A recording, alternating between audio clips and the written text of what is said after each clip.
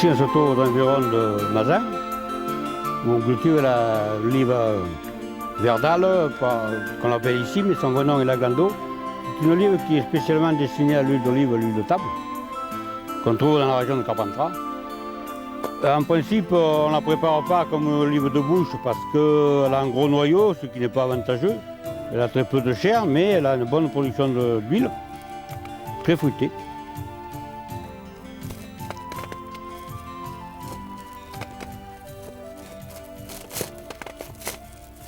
Il y a deux façons de ramasser. La plus courante est à la main, mais là, maintenant, depuis quelques années, on ramasse avec ce qu'on appelle des peignes, qui, bien entendu, augmentent leur rendement à l'heure, si on peut dire. Et c'est beaucoup moins méchant pour les doigts.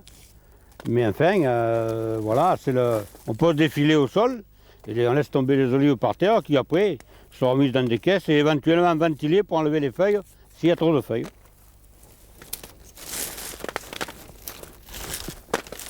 Il faut prendre les branches l'une après l'autre, il ne faut pas en oublier. Et bien entendu, enfin, moi avec un peigne, je suis plutôt embarrassé, je préfère y aller carrément directement avec les mains.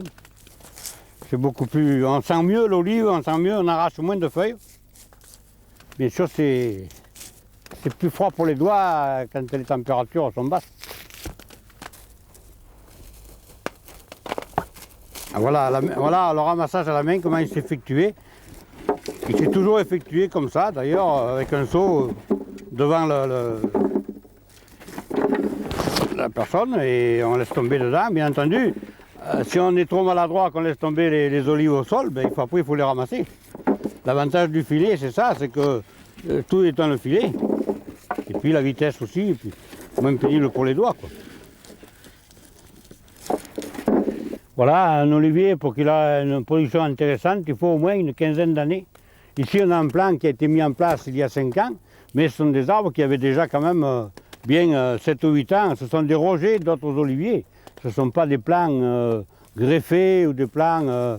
ils ont leur variété parce que le pied-mère leur a donné, mais si on prend dans des plantations d'oliviers faites à partir de plants greffés, il faut bien compter une dizaine d'années pour que ça vaille la peine de ramasser les olives.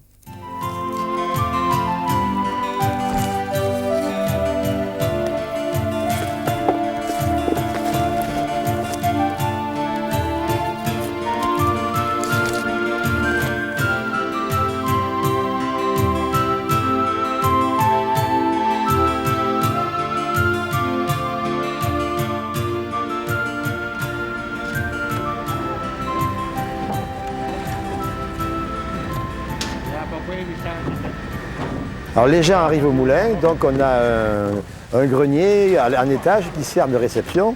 Donc on a une table élévatrice qui monte les olives au niveau du grenier. Là elles sont pesées, elles sont référencées selon la qualité. Après elles sont inscrites sur un registre. On leur donne un bon d'entrée et avec ça ils reviennent 3 jours plus tard, après 2 jours de stockage, ils reviennent 3 jours plus tard pour rechercher leur huile.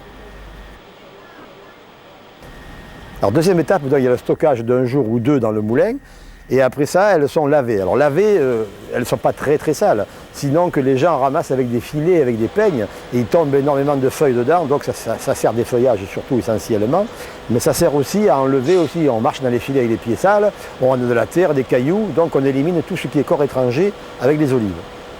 L'étape suivante correspond en fait au broyage. Donc après ce grenier, elle passe dans une trémie qui descend directement dans les meules.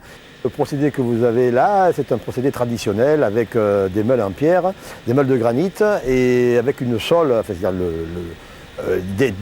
des roues en pierre qui tournent sur une autre pierre. Et donc c'est pierre sur pierre et le procédé a 2000 ans, peut-être même plus, 3000 ans, je ne sais pas, enfin, c'est avant les Romains même je pense. Voilà, donc ce côté-là est très traditionnel et c'est très important parce que le fait de broyer avec des meules garde toute la saveur de l'huile parce que les molécules ne se mélangent pas, alors qu'on peut procéder avec un matériel beaucoup plus récent et plus moderne, c'est-à-dire des broyeurs à marteau ou à couteau qui dilacèrent la pâte et transforment mal la pâte. Les molécules se mélangent et l'acidité de l'eau d'olive passe avec l'huile. Donc les meules sont très importantes au niveau du travail pour faire de l'huile. Après la phase de séparation solide et liquide, on se retrouve avec un mou huileux, moitié eau, moitié huile, moitié boue, et on le passe dans une centrifugeuse horizontale qui transforme, qui sépare d'un côté la boue, de l'autre côté l'huile, de l'autre côté l'eau. Tout ça grâce à la densité différente de l'eau et de l'huile. Alors au bout du compte, on a le produit fini, c'est-à-dire l'huile, qui est encore trouble, qui a encore encore un petit peu de matière en suspension, mais on ne filtre pas et volontairement, parce que si on en filtre, on enlève toutes les qualités essentielles de l'huile. Nous en sommes à la phase finale de la transformation du produit. Donc les producteurs viennent récupérer leur huile.